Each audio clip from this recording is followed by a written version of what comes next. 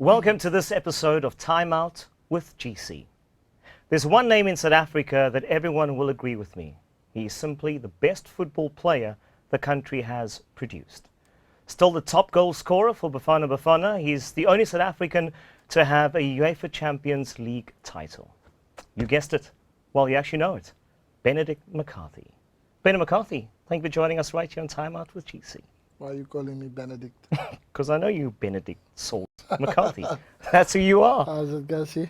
Similar age to me, a few months younger than what I am, but we go way back. I know you since childhood, and since then, you were always better than everyone else. You always stood above everyone else because, in my opinion, you had hunger and real talent.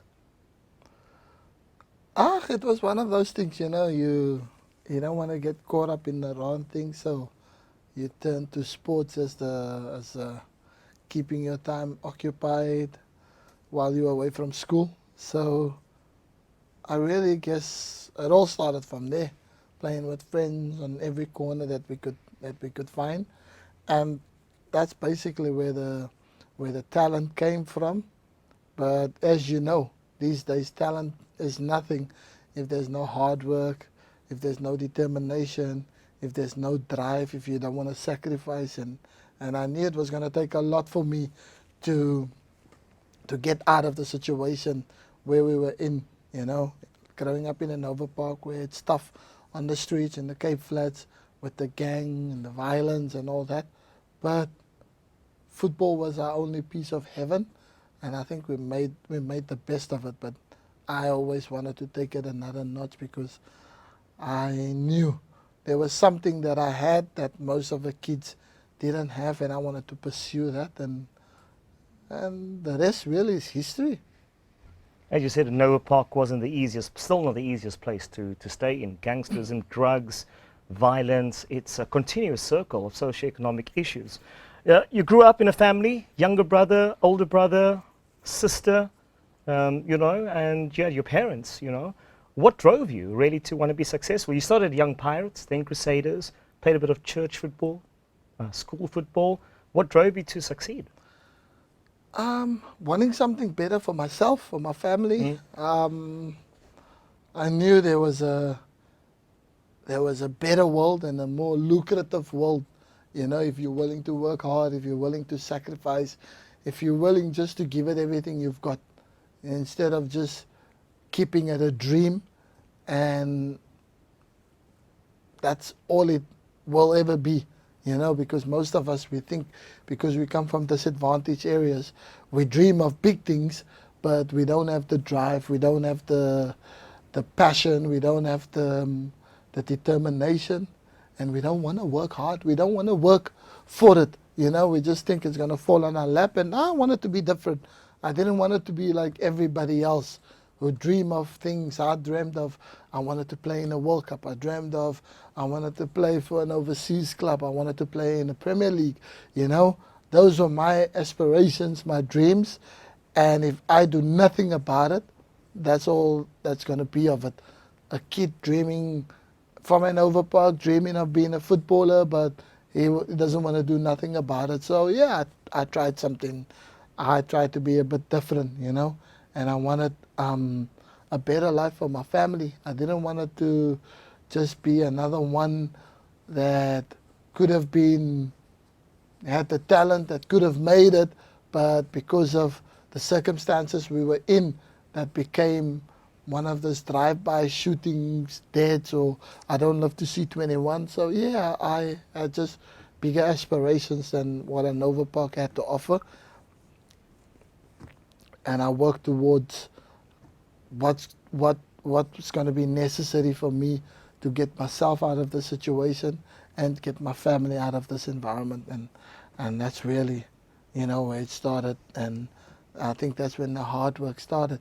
I used to train with the bigger teams, and like you said, I played for Young Pirates at the time, and my uncle was a first team player, and his friends, they were the coaches of the team, and they used to go and do road running, but they grown men. And I was 10, 11, and I would go road running with them, and I would be the only kid amongst these senior guys, whether I'm the last there, but I'm gonna complete the course. And we would sometimes run from Hanover Park to Zikuflei and then back, and that is like, I'm talking about 2-3 hours running, because Zikuflei is not just around the corner from Hanover Park. It's just before you get Strandfontein. So it was a hell of a road to run, and that age nobody even dares to go. But I kept up, whether I come half an hour late after everyone, but that was my determination, and I think that showed from early age, when I did play with my age kids and kids that's 2-3 years older than me, how I was stand out amongst them, because I always did extra. So I was, in terms of physical, the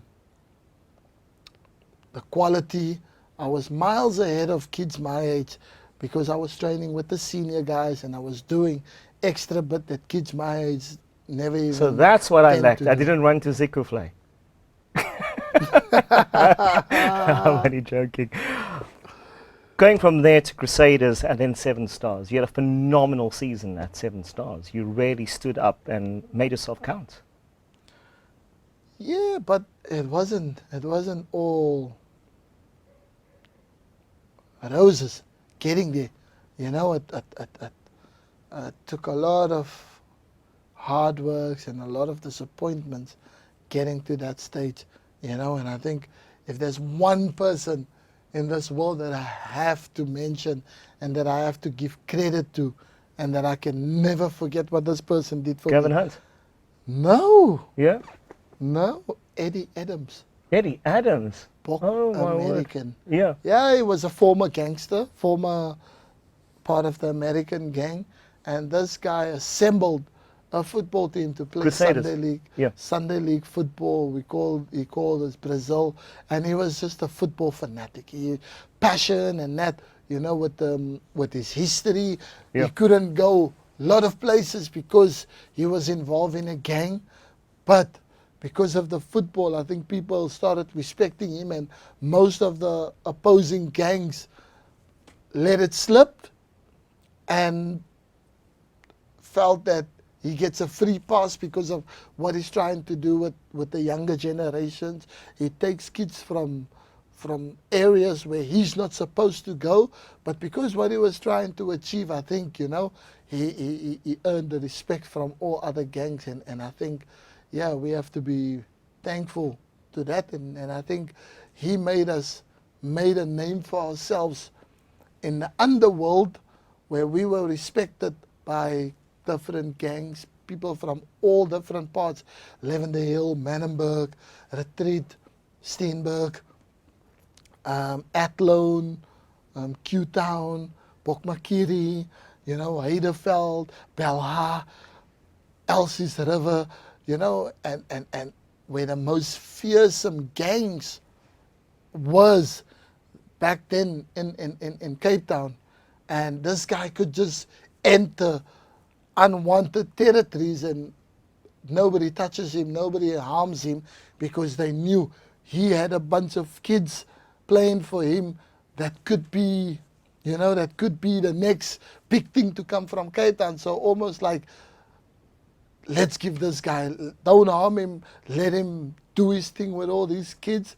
And yeah, I sit today a product from that. So I think it was remarkable what this guy's achieved, you know, being of a gangster background, and how he gave somebody like me a platform, an opportunity to play football everywhere, all over the Western Cape, in the Cape Flats, and then be adored by gangs, by normal people from different areas in Cape Town. And I think that's how my name started. People going by ear and talking about this kid that plays for Porto American, for Brazil, and then obviously we moved to Crusaders with him. He had his own under 15 team where we were at, And yeah, we were just going around and battering the best teams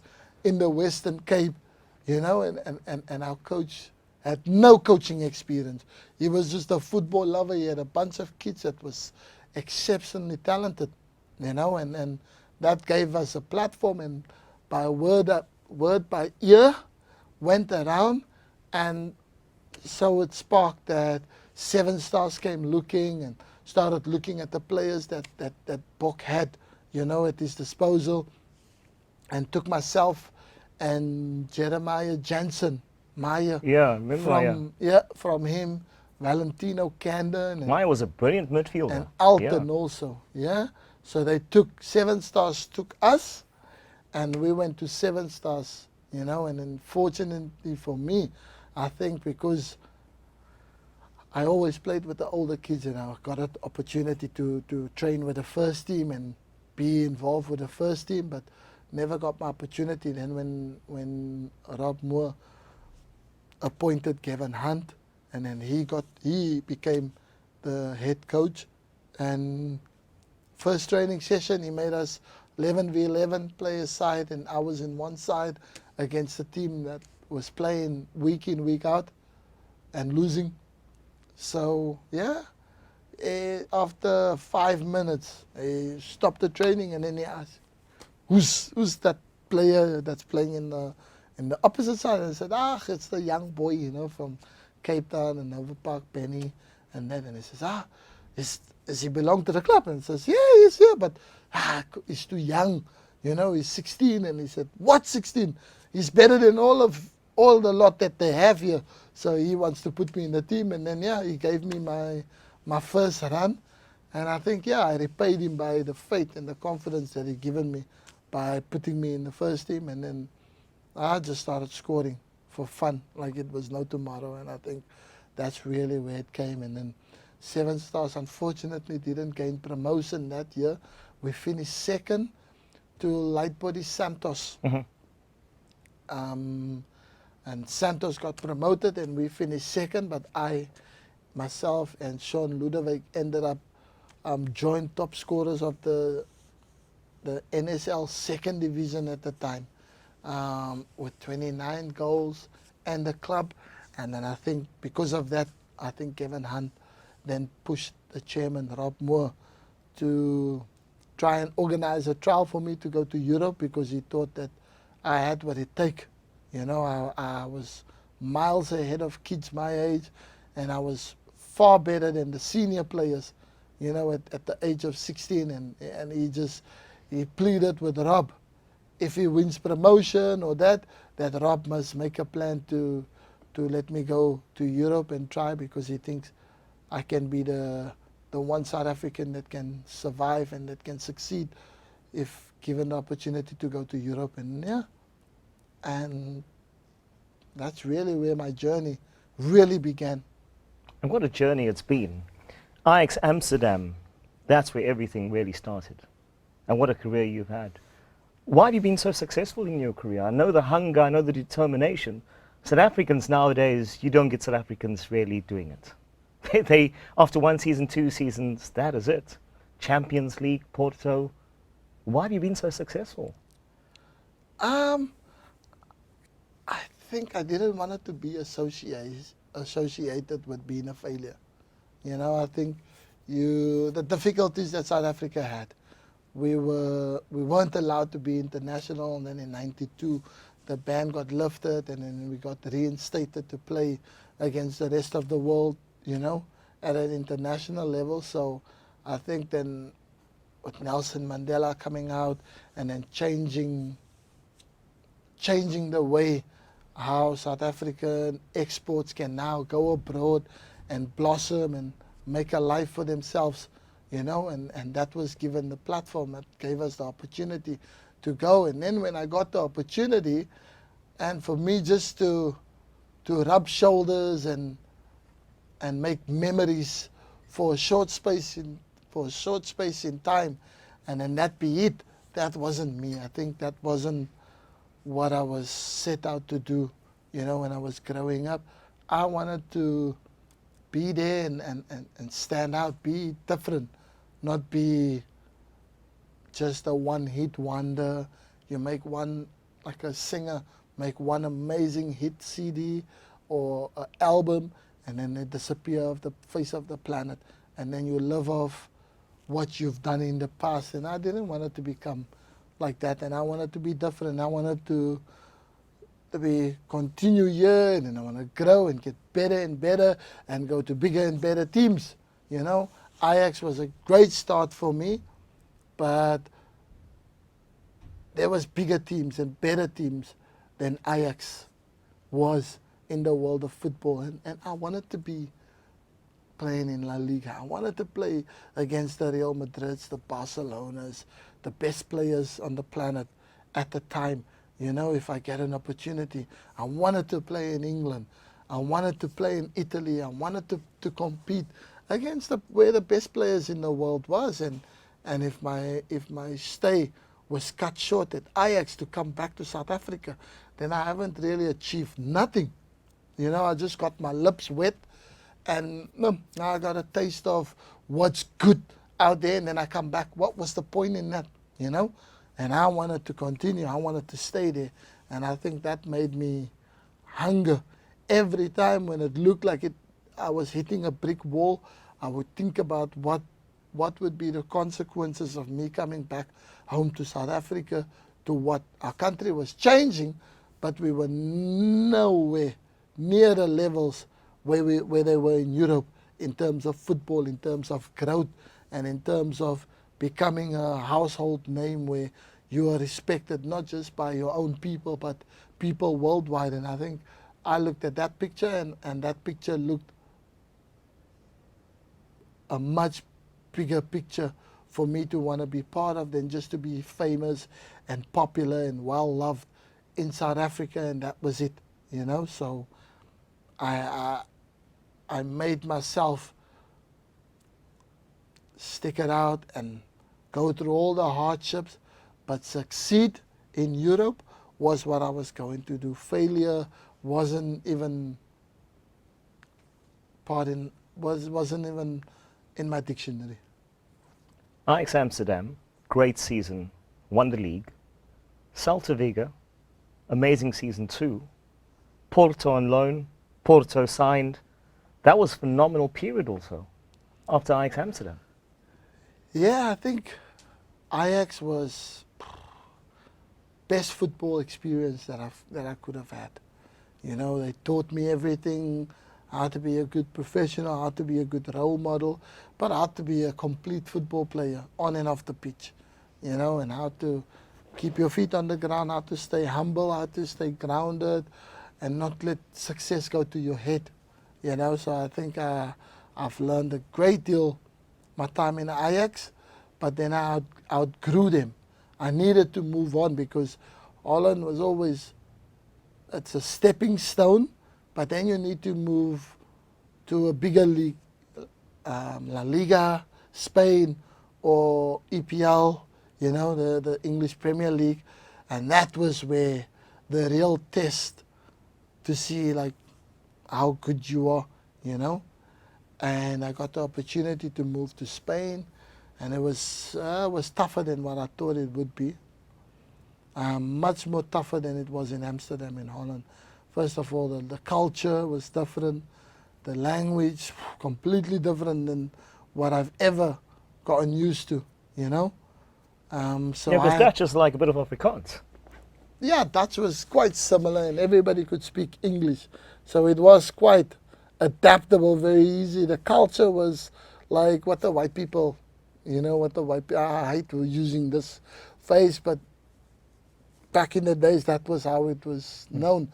Like how our white South Africans lived was quite similar to in Holland. So it wasn't that difficult to adapt and fit in, and with Afrikaans and Dutch being so close and everybody being able to speak English, so it was fine. But Spain was another test and like on a completely different level, you know, where it's a language that I've never heard before. And it's nothing close to Dutch. nothing remotely close to English, and the culture is just completely different. You know, so I had to get used to all that. But I put myself through school, and I got myself a tutor to teach me to speak Spanish, and I think once I could get the hang of the basic Spanish and that, understanding the coach, understanding my teammates, then it became a bit more I enjoyed it more because I wasn't lost, and I couldn't not speak to anybody because they didn't understand me. And yeah, so the challenge became far easier once I could speak Spanish. And then obviously with a change in coaching, then hit a stumbling block because new coach comes in, he wants his own players, and he didn't want the players that was there prior, and I was one of those players that was on the receiving end, you know. I was bought by the previous coach, so he wanted his own guy, and I suffered a bit. But yeah, I kept working hard because I'm in a foreign country, and if I don't work, I just take my money. I couldn't live with myself doing that. And then I got a lucky break. Porto was in the hunt for a striker. It's a league lesser than the Spanish league, but at least I'm going to get an opportunity to play. And they had just gotten a new coach, and he was looking for a striker. And then they came knocking, and Celta Vigo said, yeah, if you can convince the player to go, then he can go, but they can't force the player. If he doesn't want to go, he doesn't want to go. If he wants to stay here and be happy not playing, then that's all fine because he's earning a lot of money. So, and I was happy to take far less money, but to play football again. Yeah. You know, and fortunately for me, I encountered a very young manager. He was a newcomer to the football fraternity, and he wanted to succeed. And he was looking for hungry players, and I think he saw a lot of hunger in myself, that because for me it looked like I failed at Celta Vigo, and I wanted just a... Did you feel like that at all, that you were failing? Yes. Mm-hmm. Yeah. Because yeah, I couldn't cement a place after the first season that I had, you know, and then the new manager came in and he wanted completely different style striker, different player, and I don't think I was his type of player that he wanted, you know. So yeah, I was left out the team numerous times, and for me that's failure, you know. But Did you even not even make the matchday squad? No, lots of times I was out, left out the squad. As much as I was a fan favorite, but the manager at the end of the day picks the team, not the fans. So yeah, then I got my chance to go to Porto. A manager that seemed to knew how to manage players and how to get the best out of players, and I think he put his arm around me and he made me feel that I was part of something that he was trying to build, and I felt that I was loved, like when I'm at home. Family love, friends and everything, South Africans, and here was this foreign coach, you know, Jose Mourinho, young guy, and he took me in like almost like a son. But not just me, but every single player in the team. And I think he gave us something to live for within football that we love so much. And within no time, the turnaround was immense. You know, I think Porto went on a historical run. We finished second, qualified for Europa League. He won the league the following season. He won the Europa League. And then the next season, he bought me outright from Celta Vigo. And then he said he's going for the Champions League. He wants to achieve that again. And he did exactly what he said, you know. He won the Portuguese league back-to-back. And then he won the two UEFA Cups, championships that was on offer. The one season, he won the Europa League. The following season, he won the Champions League. And I think there's not even a handful of managers that's done that in their career. Yeah, and I think yeah, the guy was just magical. He made all of us love the game of football again, and we wanted to just, we can eat, sleep, drink, football. That was the passion he installed in us, you know. And I think everybody after he left to Chelsea, I think it was a case where the Porto players that he had could literally pick where they wanted to go, you know. He had that effect on us, and then eventually I got the chance to go to England finally after all those years that you grow up watching English football and where you want to play. So it took me a while to get there. Then when I got there, the aim was to join Mourinho at Chelsea. And I think that's probably why I played the way I did when I joined Blackburn Rovers in my first season. But that was a phenomenal season you had at Blackburn. You had lesser named players at Blackburn compared to Drogba, and you ended up second top goal scorer in your debut season. Yeah, I think when you have that determination, that hunger, and you know you want to get to a certain place or play for a certain manager, you got to do what's necessary.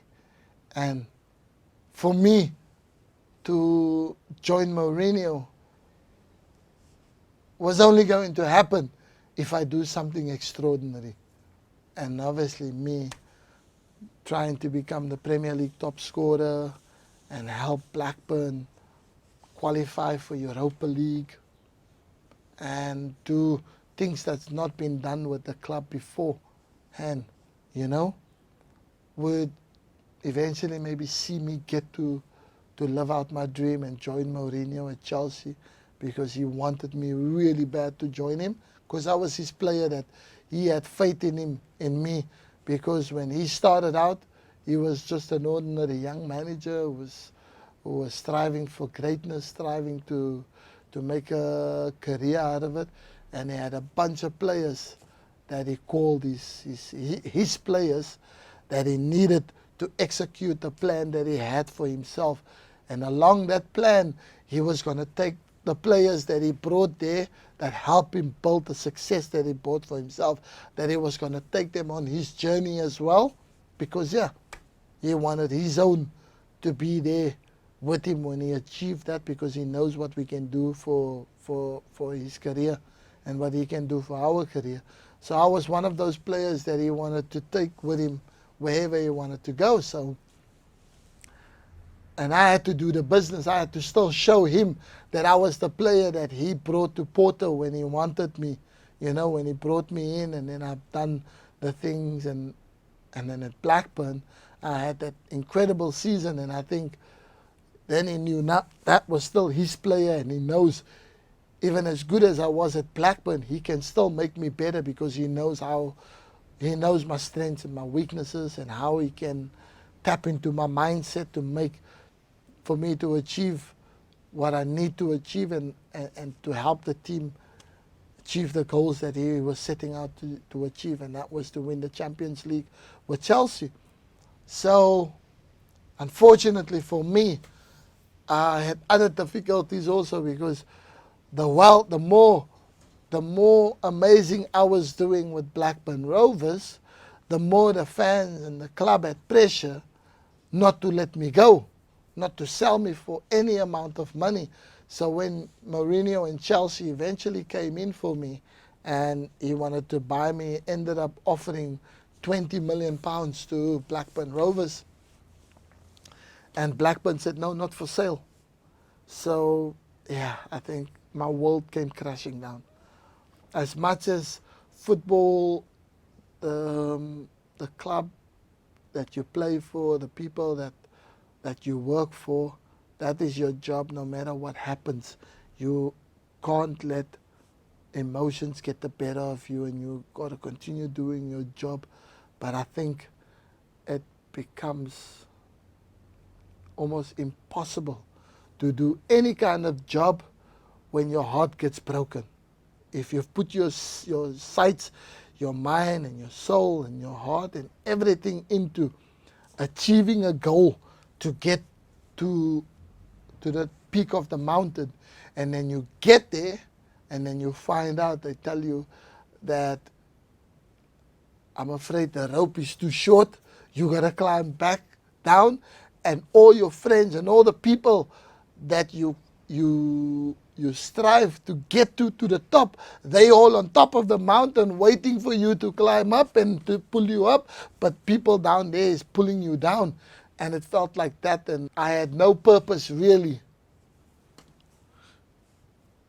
I felt like I had no more purpose at Blackburn. I've achieved, I've reached what I wanted to. The club made me a promise that if I do well and they get the money that they should get for me, they won't stand in my way.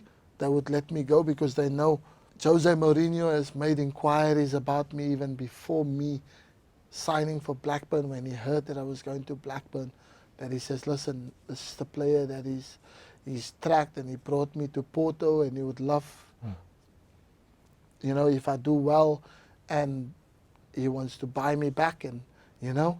So he's done his inquiries about the club, to the club for me. So then when I had the success with them, now I wanted the handover to become smoothly. So when the club didn't want to release me, and they didn't want to sell me, and they wanted to give me more money, which wasn't really what I was after.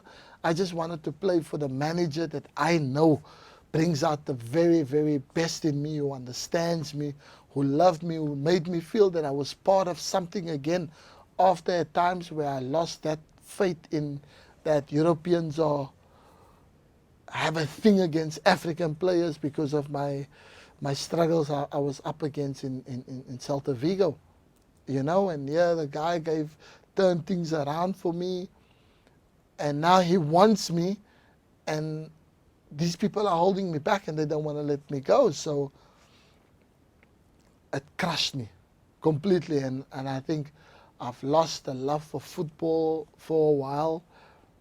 I took a while to recover when that move didn't materialize. And Blackburn said for one more year.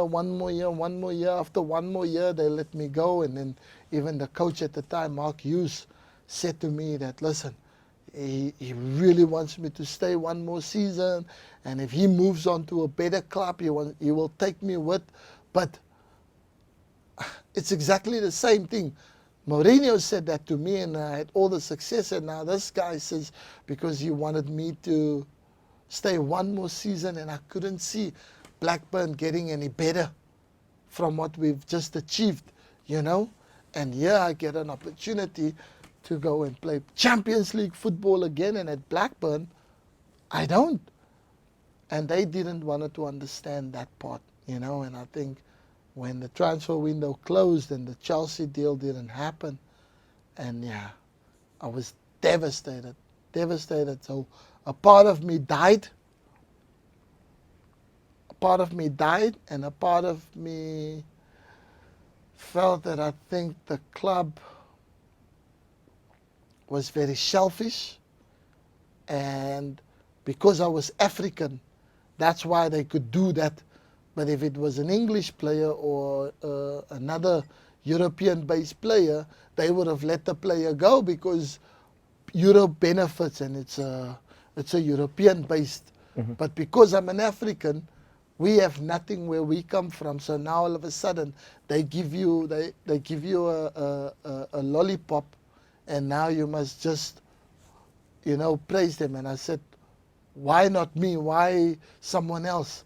You know. And then when they let another young boy go to Man United, Phil Jones, but I can't go to Chelsea. Why? So it was obviously for me, then the mind start playing, yeah, they're racist and that kind of thing. But it's not racist, it's just because they felt that I was a player that can help the club grow, you know. And it wasn't worth it selling me for 20 million or whatever million money they offered, than to let someone else go that's lesser than me, even though he's a British and he's a European So yeah, I think my mind just started playing all these mind games that, yeah, because I'm from Africa and because we used to working hard, we come from slavery and that's why we can't play for bigger teams. You know, we must just be here. But for the European, it's okay to sell them and let them achieve and join bigger teams and better teams. But we Africans must always be. Those were the things that I was telling myself, you know, and I think which made it worse because now I had to stay at Blackburn because the transfer window was closed. And yeah, I didn't want it to play. And I took a leave of absence. The club gave me a longer break, longer holiday to like to get over the disappointment of not joining Mourinho at Chelsea. And the more I was away, the more I convinced myself that I don't want to go back. So I'd rather not play football anymore than to go back. But quickly I came to my senses, and my agent also spoke to me about, you know, that I can't go on forever because of one hiccup, you know, and that really was it. And I had to go back. And obviously now Blackburn bought Roque Santa Cruz, and they got Shabani Nonda from Monaco, the Congolese striker, DRC. So yeah, Blackburn went into the market to buy more because they thought that I wasn't coming back, or my mindset wasn't in the right place. But they've gone on their shopping spree, but they wouldn't allow me to go wherever it is I wanted to go. So then eventually when I came back, the competition was fiercer now. We were in the Europa League, we had more competitions to play. And yeah, and so I had to regenerate my energy, my love for the game, and having to play with the disappointment and back to Blackburn. But eventually I got over it, and because I'm a professional, and I slowly started to get back to my usual best. But then it was no more where I know if I'm fit, I'm in the starting lineup. Now I've got 3 other strikers, Jason Roberts, Sebani Nonda, Roque Santa Cruz, to compete with, you know. And most of the time, Mark Hughes played myself and Roque Santa Cruz together because obviously he felt that I don't become a bad player overnight, and it was because of the disappointment of not going to Chelsea. So he knows it was hard. So I think he still had the faith and believe in me to, you know, that I will turn it around.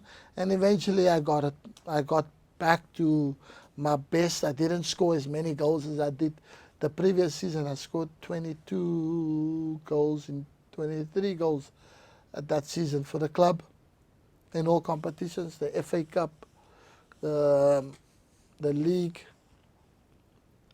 And the following season I scored 13, 9 in the league and 4 in 2 in the Carling Cup and 2 in the FA Cup, I think, or Europa League, I can't remember. So yeah, so a massive drop because of how I was feeling. I lost a lot of faith, and I just thought the people at the club, they stabbed me in the back because they told me that they would let me go if the right move come along and the right money that the club can get. And then everything happens as it was supposed to happen, and then they turned around and then they went against their word, you know, so they break their promise for me, and I didn't want to play for people that wasn't honest and truthful, you know. And I think that was the fall, really, of where it went wrong for me. I was just about to ask you, it seems that your dream, your aspiration, your goal that you had to join Mourinho at Stamford Bridge then affected your career the season after at West Ham. picked up weight, struggling mentally. Yeah. Yeah, I think, yeah, there was a lot of combinations, but it was all, sorry, it was all down to what has happened, where I was promised that if I deliver in this and the right amount, they get the money that they invested in me, they get that back, and then they get their return, and then they would let me go, and then they broke their promise and went against it. And I think, yeah, it was more that played a massive part. And then I don't think I had that strong will where I can always just turn it around and go back and think of everything. By then, I've achieved so many things, and still to want to still be strong mentally and be able to get over that hiccup. I know I could have done it, and I should have done it as well. But yeah, I shown weakness at the worst part when I was probably most vulnerable. Hmm.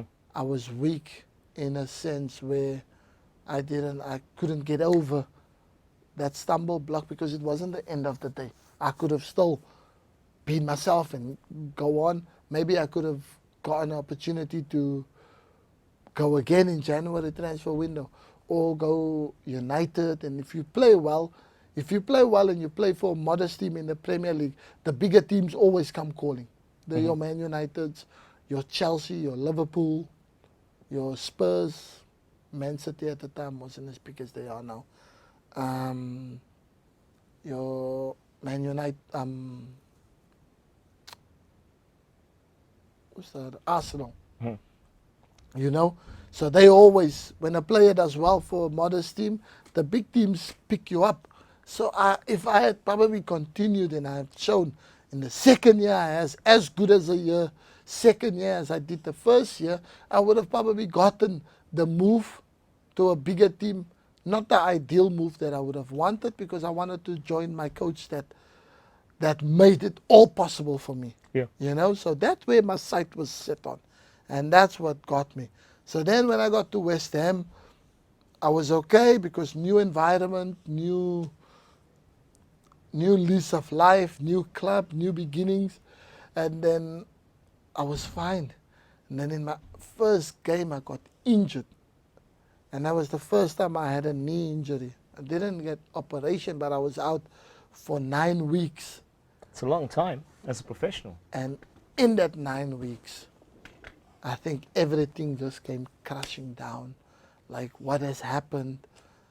Because I didn't join Chelsea, because of this, because of that, because of that. It was just excuse after excuse. And I think, yeah, mentally I was just tired. And then I stopped looking after myself as well as I usually do. And I picked up weight. And yeah, football career went from dropping as fast as how long it took me to get there, and all the hard work, everything there just came all down in a short space in time. And then I think after what happened at West Ham, I think I was also a bit ashamed of what I've allowed myself to become and how I've been and that. And I just felt like I didn't want it to stay in England anymore. I didn't want it to be in the Premier League because of, I think of... Was that because you felt like you were a failure then? No, that I lost faith in how people do things in England, and of the betrayal. Probably I never forgave what happened, me not going to Chelsea, and it all just mentally it made me, what will be will be. Yeah, I think for me it was just, I lost faith in what has happened and the process and how things work. And then, I just thought for me, this was it, They called me everything under the sun, that. And, I think I went with it. I went with it, and I couldn't be asked no more with the fightings, and I thought it wasn't all worth it anymore, you know.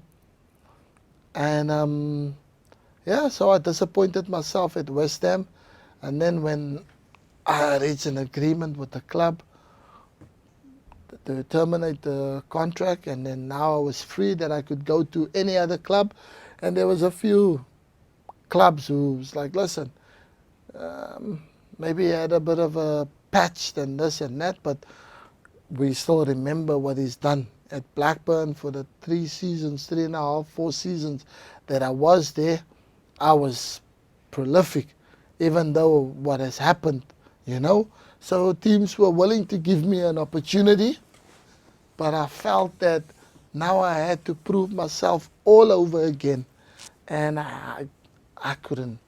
I really couldn't be bothered, you know. And then I just thought, like, at my age, I'm 32, 33, that I want to get abused because of what happened at West Ham. Hey, fat boy, this, or cheeseburger, and all that. Then I said, you know what? Thank you, but no thank you. Let me go elsewhere. I've did what I needed to do in England, even though I don't think that I was finished yet, you know, because I wanted to rectify and prove people that, yeah, West Ham, I got injured at the wrong time, and I didn't know how to deal with being out for 9 weeks. I've never been injured longer than even 2-3 days. Now I'm 9 weeks where I couldn't do nothing until I start running and kicking a ball again. So it was a stressful time for me, which I think you don't get a second chances there, you know, and they crucified me. So yeah, I just didn't want it to be reminded of the crappy time I had, you know. So I wanted to leave England, and that's why I decided to go instead of sticking it out and being me from Hanover Park, knowing that, say what you want, I'm going to show you. I know what I'm about, I know what I have, and I'm going to stay in England, and I'm going to prove everyone wrong, and especially the people at West Ham, you know, that said that I was a big fat mistake, you know. So, yeah, but I couldn't, I didn't have the energy or the fight, and I decided to come home. And what a surprise that was. Take also. a break, Yeah. take a break, literally, and maybe explore playing in America, playing in China, playing in India, because that was where most players were heading when you leave the Premier League and stuff. That last to go and cash in, you know. And I got a few offers, and I was keeping fit, and I was getting myself back into things before I make my decision. And I went to watch a Chiefs Pirates match. But before that, you were training with Ajax Cape Town too. Yeah. Yeah. With no intentions. I wasn't going to come back to Ajax, no Pirates, no anyone. I was going to go either to China, to America, or to India. Because, yeah, it was a lot of ex-footballers. When they finish, they go there. And obviously, like we had a group where we were chatting. Nah, come on, it's good here. And that's how I was lowered into to go into America. And then I got the chairman at the Chiefs and Pirates, the Carling Black Label Cup, and Ivan Koza, and he chatted with me, and then this guy convinced me. I was going to ask you, what sealed the deal? To come back to Pirates, and I think he just said that I had unfinished business in football, but in South African football, because I have a legacy that I need to maintain, and I need for people to never forget what I've built, what I've achieved, especially from where I came from. You know, what I've done, don't think any South African will anytime soon achieve anything close to what I've done. I don't think in our lifetime. Yeah. So he said he played all the right notes, and I think he just made me really to get that hunger back. And you know what he said meant really a lot. And I said, okay, let me give it a go. Because South Africa has improved now and that. And what happened at 2010 also. So here was my chance to give people a piece of, yeah, what they missed out on not selecting me for 2010 World Cup, you know. And that's how I'm going to give them a piece of, I'm going to show them who I really am when I'm strong-minded. And that's when that change of mentality. I was now part of a club who loved me, they adored me, and they made me feel that I was part of something. And yeah, everything just came back. Everything that went wrong in my football career at West Ham, at Blackburn, when they didn't let me go to Chelsea, all that passion and love that I had before that all came back all at once. And then at Pirates, yeah, I gave it a go, and the intention was to win everything, to show them I'm here now. That was phenomenal season. We that you ain't had. gonna lose to anyone. Every cup that's on offer, we're taking that.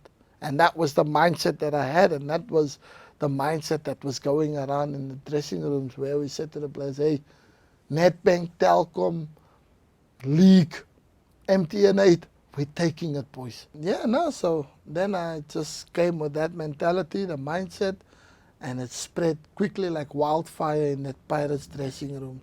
I didn't tolerate teammates coming drunk to training, because I never did that, ever. So why must I come back to South Africa? And then players, and when they started hearing, it's our culture and this, and I said, quick, try that shit, you'll see what happens. I beat the crap out of you, slap players, and I used to take things into my own hands at Pirates.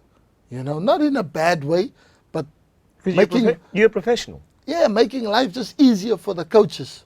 You know, that we don't disrespect the club. We don't disrespect the teammates. We don't disrespect one another. So I didn't have it when players were coming to smelling of alcohol in the dressing room, and we don't do it. So I had a few fights with some teammates, but eventually we cut it out quickly.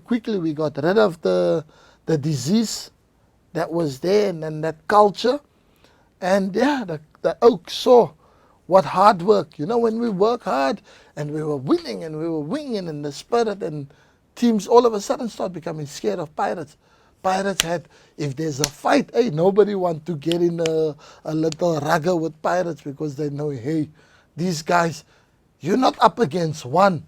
Pirates already have all the fans going for them, you know. So the fans gets on top of things. But the players on the pitch, the bench, everyone gets involved. So you're going to lose, you know, whether you want to fight us playing football or you want to fight us in a fist fight, mentally or mind games. We were strong. We had a good core. And then we got the perfect coach to match with it. Palacios took over from the Brazilian, can't remember what's his name, Leal. Palacios took over, and Palacios just gave us the platform. Says, boys, you a lot of experience, a lot of young, good, talented players. Tebogo Moloi was there, and he was like assistant coach, but he was more like the players coach, you know.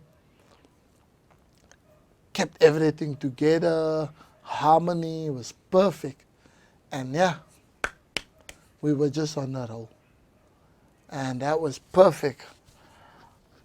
But like you say, all good things must come to an end, and the end was there when Pirates signed,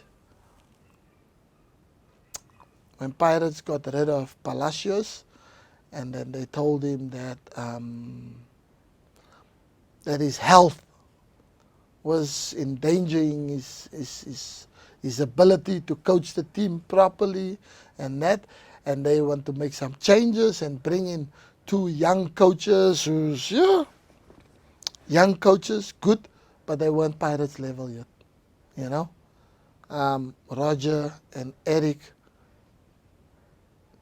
They did exceptionally well with Wits. But I felt at that time, and so did most players at the time, that they weren't the coaches that was going to take Pirates to that next level, you know. Palacios was perfect for the job.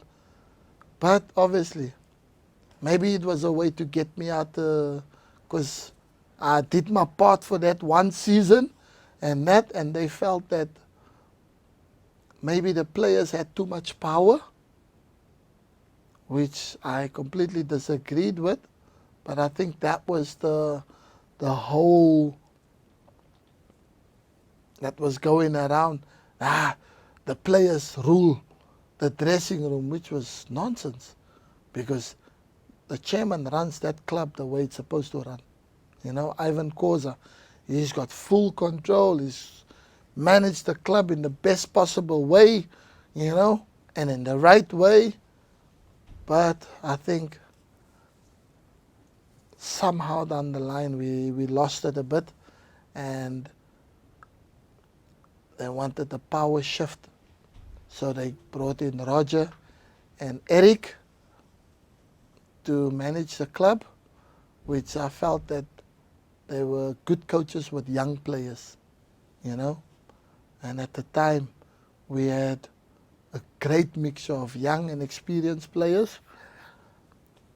And they couldn't deal with the big personalities, so they got rid of most of it, most of that crop that knew what it takes to win cups. And then after, I decided, let me call it a day, because with these guys, it was payback time, you know. It was a memorable move that you made coming back to South Africa under Pirates and having a stellar August season. Captained the team, scored great goals. To then call it a day and go into coaching. We fast-tracked that whole period now to achieve what you have as a coach. From player, from an Park, from playing an Park for amateur, playing for a gangster, going 7 stars, going Ajax, Celta Vigo, playing in Spain, Porto, scoring a brilliant goal against your childhood team, Man United. It's also the 2004 CAF International Goal of the Year. To help South Africa qualify for AFCON, not playing in AFCON 98. Playing 98 World Cup, 2002 World Cup, scoring in both World Cups, and not to make it into your World Cup.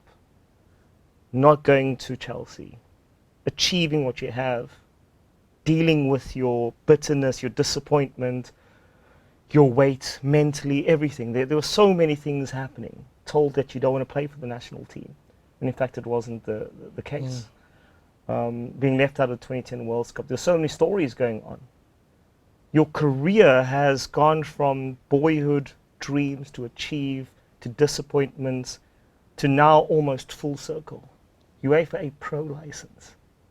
That is phenomenal. What is making you want to achieve so much more? You could have stopped at your SAFA A, B, C, D license, but you didn't. You went for UEFA a pro license. I think for me, it's if you do it right, you know, or don't do it at all. And I think I wanted to go into coaching, so I do it the proper way. Not because I know I've learned things as a player doesn't make you a good coach. Playing and coaching is completely two different levels of skill set, you know. So, and what I wanted to do now, where I wanted to go into now, is completely different from all the knowledge that I've gained playing. So I needed to humble myself a little bit more, and starting from the beginning, from the bottom. So I did my level 2 license, which took me 9 months, 8 months to complete. And then from there I did my level UEFA B, another year. UEFA B to UEFA A license, 12 months, a year. And from UEFA A to Pro license, which is 16 months long. So all in all, 5-year period. So I said, hey, 5 years, I hate books. I'm not the best reader and learner, and I don't, but if I want to succeed at coaching, I need to do it. I need to educate myself. I need to learn to be better at reading and writing and studying and soaking it all in again, you know. So that's what I did, because if I do this, I'm going to do it the right way, and not just because I am who I am and I've achieved what I've achieved. Now I'm entitled to coaching, and that's what I want to do, but I don't have the qualifications. But because who I am now, I think people owe me. People don't owe me nothing. So the best way not to have any excuses, I have the highest qualification. Now nobody can deny me nothing. When I go for, if I apply for any job or this or that, I've got the right qualifications. I'm skilled enough to do it, and then it's all down to if they think I've got the ability to take the club to the next level, and that's why I'm super grateful for John, you know, for the chairman, Committers, for giving me the opportunity to take a huge gamble with someone that's never coached in his life before, but who's gone and studied and, pardon me, did all the necessary paperwork to be qualified. So I've got license to do this job, but now I need the experience. And he's taken a hell of a gamble by letting me experiment with his club. That is his baby, you know. And I'm super excited, and I'm super proud that I wasn't able to fail him yet, you know, that I didn't let it be the worst mistake that he has ever made, you know. In fact, it's generated so much good by that, because then it just proves that when you're determined, when you work hard, when you know if you put your mind to anything, you can do it. And you can not just do it, but do it exceptionally well. And that's what it takes for me, you know. And it's only starting. I'm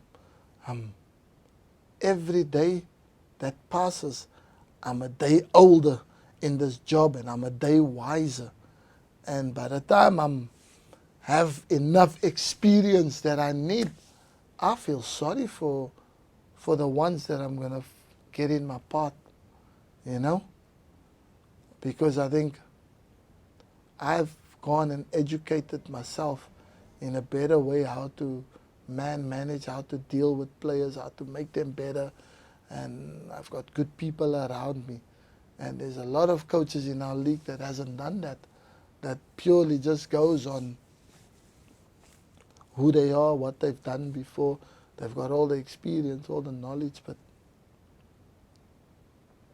There's a saying, football coaches will be hired and football coaches will be fired.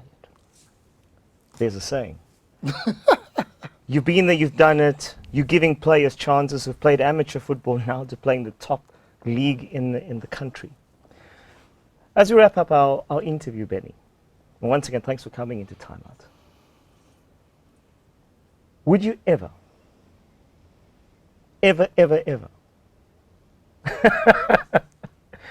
take on the coaching job as Bafana coach?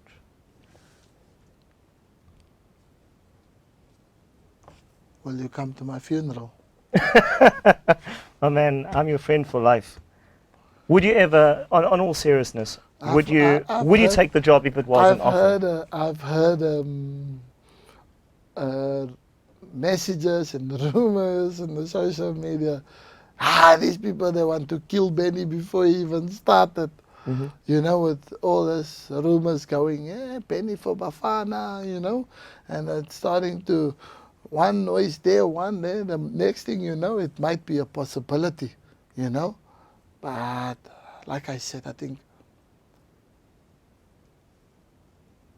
when you're prepared, when you're well prepared, I might not have the most experience yet, but I'm damn well prepared, you know.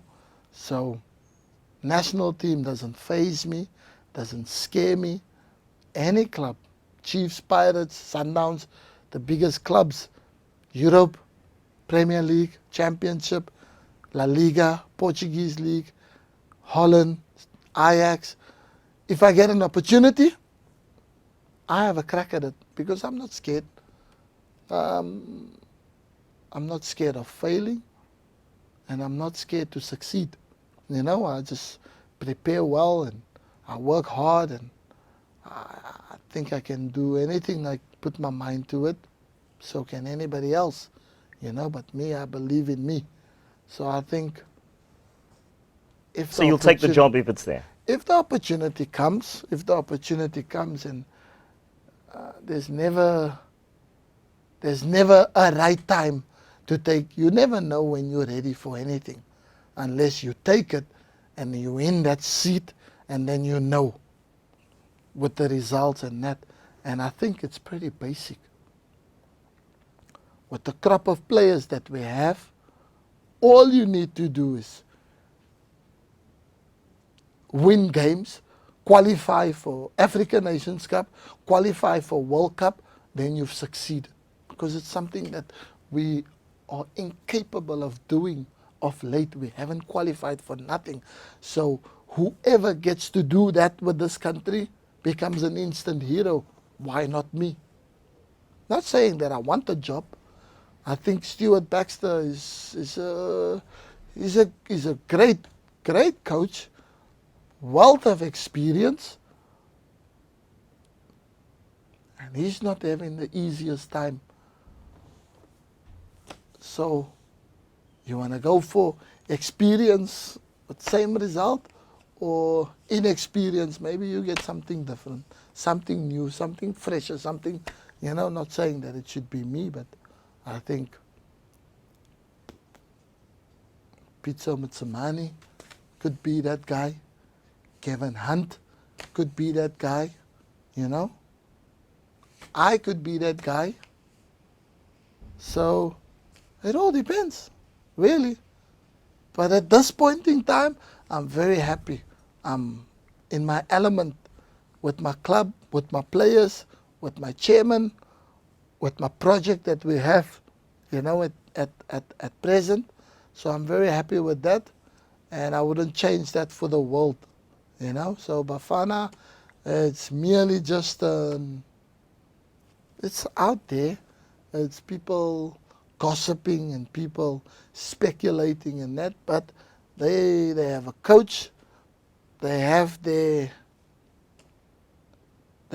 challenges, and the challenges is there for Stuart Baxter. So it's nothing to do with me, but when that time comes, we'll know. And you inspire millions of South Africans, you inspire millions across the world. There's been said also that there'll never ever be another Benny McCarthy type of player.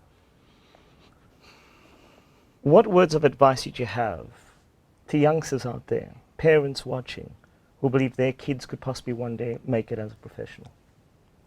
I mean, you've gone through it. You've gone through elation, you've gone through disappointment, you've gone through mental inability to achieve and push yourself, to now picking yourself up again once you come back to South Africa and now having your I UEFA think A license. it's more just of trust in yourself, believe in yourself, because besides your mom and your dad and your family, there's not a lot of people who does. So you have to do it yourself, and you mustn't lie on your laurels that you're talented and that will get you anywhere. You know, I think if you combine talent with hard work, then I think anything is achievable. And we should all want better for ourselves. And that's all. The difference with me and most kids, I wanted better for me. I think I was never happy with what I had. Not that I was greedy or selfish or that. I was just never satisfied with having one medal. I wanted more. And wanting more, I wanted better for myself. So I worked harder. What can I do to improve me? So I always worked on me to become a better version of me right now. And that was for me the formula to succeed. So I think everybody have to look at themselves in the mirror and think and ask themselves the question, what would be the better version of themselves if you work a little bit harder, if you bit more humble, if you're a bit more respectful? What kind of me would you get if I add those kind of things into my life? Would it change me? Would it make me a better person? And I think then you'll get your answer when you try those little, adding those things to what you're already doing, you know? So that's really all I can give or say to people. All right, and in closing, I just got to ask you this one question. There were many stories that went out, and we won't repeat them all, when you were left out of the 2010 World Cup. You played 98, you played 2002, and I said this earlier, you scored in both World Cups. On a scale of 1 to 10, how disappointed were you that you were left out of the 2010 World Cup? That was your final World Cup. That would have been also South Africa's top goal scorer, still on today, 31 goals. Surpassed Sean Bartlett at 29 goals at the time. How disappointed were you? I mean, 79 games, 31 goals was remarkable. 10 being the most disappointed. Mm-hmm. I mean, I saw you the day you were left out. I saw you that day, and I remember the look on your face. Yeah, I was shocked. I was shocked and surprised, to be honest. But yeah, you're not every coach's cup of tea, you know. And I think there was nothing I could have done to have changed any of their minds. They had it clear from the start that this was who's going to go to the World Cup, and it ain't going to change. Probably because I was one of the players they came to visit when I was still playing at Blackburn, and then they wanted halfway through the season, the Premier League season, Safa, together with Carlos Albertos, wanted me to go on a 1-month training camp to Brazil while the Premier League is in full swing. I don't know how they wanted me to agree to that, or even ask the club if they could lose me for a month to go on a training camp to see if what the new coach wanted to do, you know. So the club said they are reluctant to let players go for African Nations Cup. Yeah, they're asking me to go on a training camp, and miss 5-6 games in that month that we're having, just so I can go to a training camp. So to do it, whatever it is the coach wanted to do, or to experiment in that month. So yeah, so because my club said no, and I also said no, I wanted to stay with my club. I wanted to play matches instead of going away on a month's training camp, players going out and doing whatever it is they do when you're in training camp for a month long. So probably because of that, it was sort of payback time. But yeah, I was still disappointed because I felt that I could have offered the national team way more than what we had in the World Cup because of my experience, and I was playing regularly at my club in England in the Premier League, and they selected, not that it's a bad thing, but they selected a player who plays for